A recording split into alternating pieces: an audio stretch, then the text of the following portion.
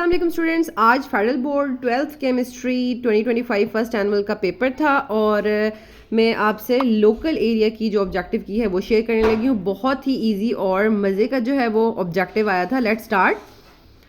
Which alcohol is not the direct product of reaction when Grignard reagent react with the aldehyde and ketone. अब देखिए, ग्रिग्नॉट से भी carbon आता है और एल्डिहाइड कीटोन से भी, तो वन कार्बन प्रोडक्ट कभी भी नहीं बन सकती। That's why option B is correct, methanol. Next is question number 2. Which will be the least reactive towards the nucleophilic addition reactions? सबसे ज़्यादा रिएक्टिव जो है वो फॉर्मल्डिहाइड होता है और सबसे लीस्ट रिएक्टिव जो है वो एसीटोन होता है। ठीक है, नेक्स्ट हमारे पास आ जाता है question number 3. Succinic acid resembles with the substrate and inhibits the enzyme activity by attaching on it's active site. तो यहाँ पे आपको क्वेश्चन में हिंट दे दी गई थी कि रिजेंबल कर रहा है, तो रिजेंबल कर रहा है तो it means it is competitive inhibition. Next is question number 4.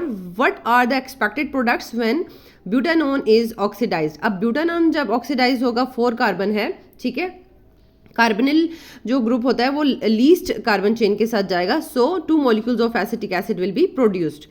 Next is question number 5. Empirical formula of organic compound is this and molecular mass is 372। अब आपने क्या करना था कि C3H8O5 का फॉर्मूला मास निकालना था और उसको 372 divided by that formula mass. ठीक है, तो आपके पास 3 आंसर आ जाता है और जब 3 को आप इसके साथ मल्टीप्लाई करें then C9H24 and O15 is the answer. Next question number 6. Among sulphates of the group 2 elements dash has the lowest solubility in water. किसकी सबसे लोएस्ट है? ठीक है, डाउन द वर्ड जाते हुए डिक्रीज होती है सॉल्युबिलिटी। स्ट्रॉन्शियम आंसर है। नेक्स्ट है हमारे पास question number 7. The number of signals in proton NMR spectrum यानी H1, ठीक है, of acetone will be. Acetone में आपको पता है CH3 जो है वो कार्बनिल के दोनों साइड पे लगे होते हैं और दोनों ही सेम एनवायरनमेंट की तरह के होते हैं। ठीक है, तो उनका एक ही पीक आएगी। नेक्स्ट हमारे पास आ जाता है question number 8. The expected shape of hexa aqua iron 2 based on it's coordination number. अब कोऑर्डिनेशन नंबर 6 है, उसका तो कोई मसला ही नहीं है, 6 का ऑक्टाहेड्रल ही शेप बनती है। नेक्स्ट है question number 9. Chemical breakdown of organic compound bye micro organisms is fermentation. Next is question number 10. Which statement is correct. अब ये हमारे पास यानी कैटाइंस और सिंपल जो न्यूट्रल एटम्स हैं उनके साइजेस को कंपेयर किया हुआ है। ठीक है, chloride ion is smaller than chlorine atom is smaller than chloride ion, this is correct. Next is question number 11. Which of the following is a bad leaving group.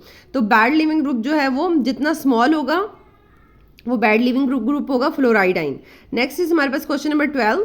Which alcohol will yield oily layer on heating. ठीक है, this is primary, ठीक है, primary alcohol, ethanol.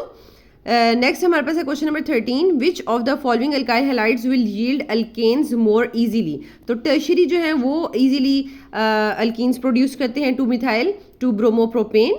Next is question number 14. A fire fighters helmet made of plastic becomes hard after a fire helmet is made up of. अब इसमें तो students बाकी 3 options तो हैं ही इतने अजीब से कि वो कोई भी स्टूडेंट लगा ही नहीं सकता। Thermosetting is the correct option.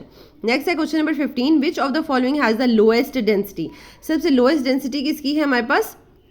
Lithium की। ठीक है, नेक्स्ट हमारे पास आ जाता है question number 16. Ozone is being mainly destroyed by CFCs and the last one is heterolytic cleavage of the covalent. अब ये देखें, होमोलिटिक नहीं पूछी, हेट्रोलिटिक पूछी है। हेट्रोलिटिक में दोनों इलेक्ट्रॉन्स जो हैं वो एक ही एलिमेंट के पास चले जाते हैं, एटम के पास चले जाते हैं। ठीक है, तो उससे क्या होता है कि बोथ कैटाइंस एंड एनाइंस जो हैं वो बनते हैं। तो स्टूडेंट्स आप इस वीडियो को ज़्यादा स्टूडेंट्स के साथ शेयर करें, वो भी अपना ऑब्जेक्टिव चेक करें और आप कमेंट करके बताएं कि आपके इस ऑब्जेक्टिव में कितने मार्क्स हैं। Thank you.